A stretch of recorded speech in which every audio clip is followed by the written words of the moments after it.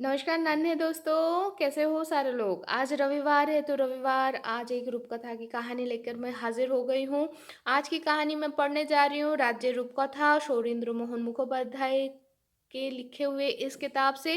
राज्यों की रूपकथाएँ ये जो किताब है ये किताब को प्रकाशित किए हैं इंडियन पब्लिशिंग हाउस। और चलिए देख लेते हैं बच्चों कि आज हम लोग कौन सी स्टोरी पढ़ने जा रहे हैं। इच्छा तो है एक अफ्रीका से कोई एक कहानी पढ़ने की। तो हम लोग अब तक शायद 4 कहानियाँ अफ्रीका से पढ़ चुके। तो आज हम 5वें कहानी पढ़ने जा रहे हैं। तो चलो कॉन्गो जो ये देश है यहाँ से ही हम एक कहानी पढ़ते हैं। आज की कहानी है खरगोश और कुमीर, मतलब खरगोश और मगरमच्छ की कहानी। बहुत दिन पहले की बात है। तब पता है जानवर लोग भी अपने अपने गांव बनाकर रहते थे। ये तब की बात है।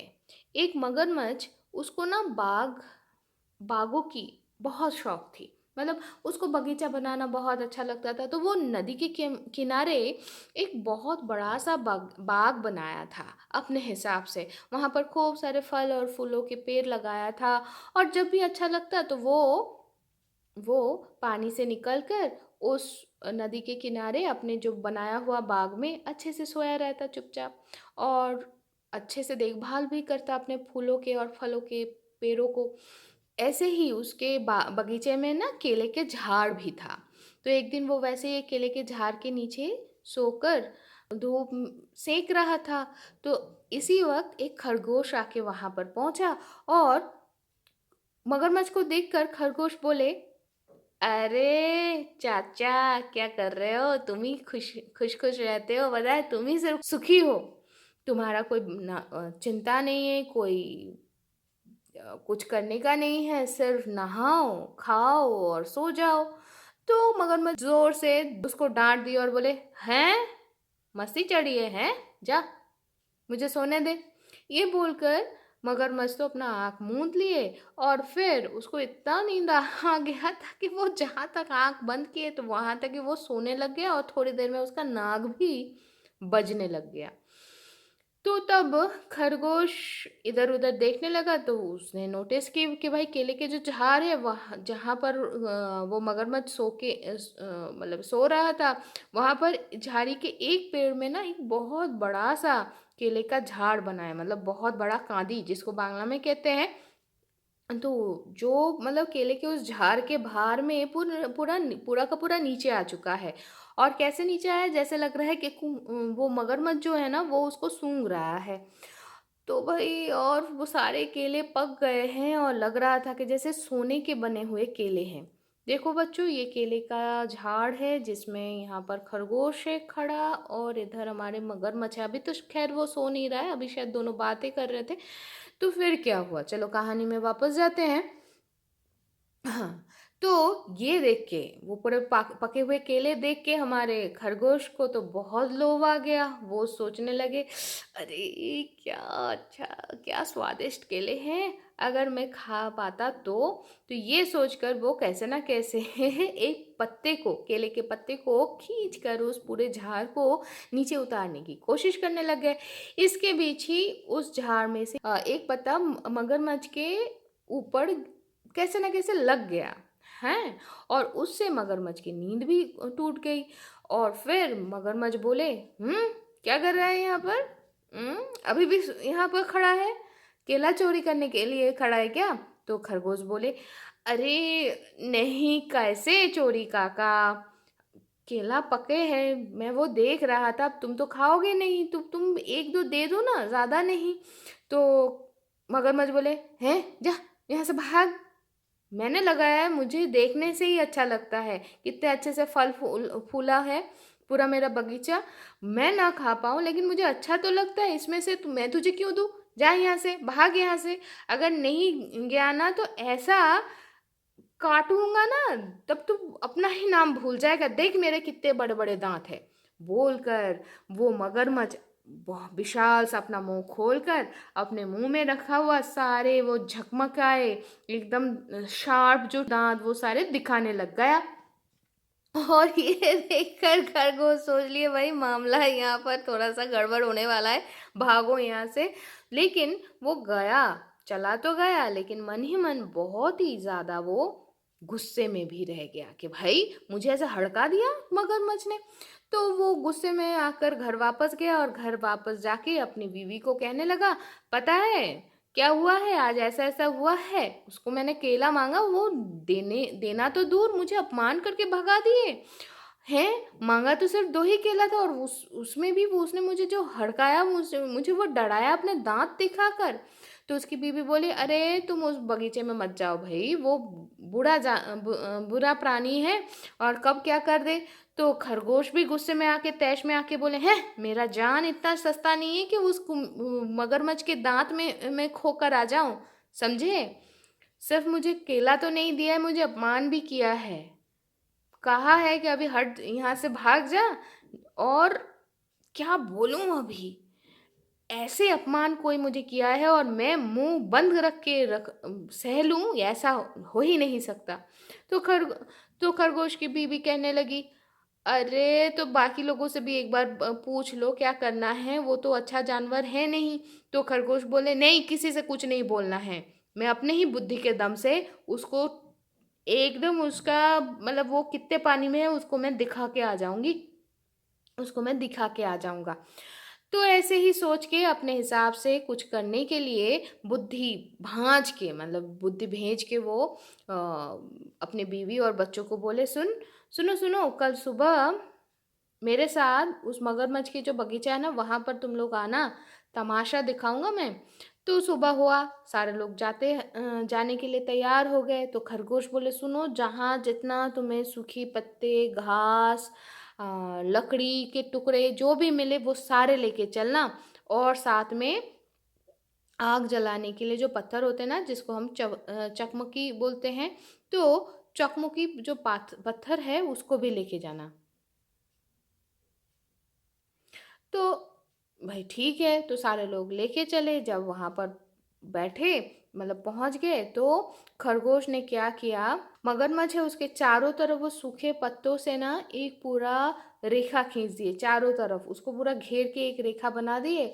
और फिर अपने बच्चों को, जो लोग पूछ रहे थे कि बाबा तुम क्या करने वाले हो, तो उनको बोले कि तुम लोग तो देख लिया अब मैंने क्या किया, अब तुम एक काम करो, अब तुम लोग दूर जाके अपने माँ के साथ खड़े हो जाओ, मैं ये जो रेखा बनाया हूँ सूखे पत्तों से, इसमें मैं आग जलाने वाला हूँ, और फिर आग जलते ही मैं भी तुम लोगों के साथ ही एक साथ खड़े होके मज़ा देखेंगे। पता है बाजी, आतिशबाजी लगेगी, कैसे वाला पता है, चूहा बाजी या सांप बाजी, या बैंग बाजी नहीं है, पूरा मगरमच्छ वाला बाजी, क्या बोलूं, मगरमच्छ वाला आतिशबाजी में जलाने वाला हूँ।